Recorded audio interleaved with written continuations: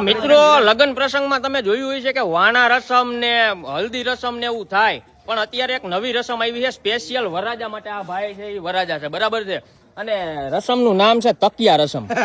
હવે તમને એમ થતું હોય છે તકિયા રસમ માં હોય હું, તો તમે લાઈવ જોઈ લ્યો. આ બોલાવો હોય બાકાજી, જોજો તમે. આમાં ભાગે ભાઈડો ઉગે પીર નહીં, ભાગે ભાઈડો. આમ જો આમાં ક્યાંથી બહાબહી બોલે એનું કઈ નક્કી ન હોય.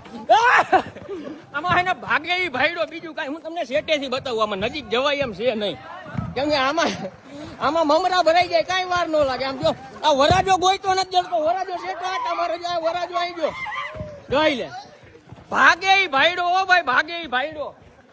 ડમરી ચડાઈ દીધી. આપણે સેટા ઉભા ઉભા જોયા ને અહીંયા નજીક જવા નથી થતું, કેમ કે આમાં ક્યાંથી તકિયો ઉઠતો હવે એનું કઈ નક્કી જ નથી.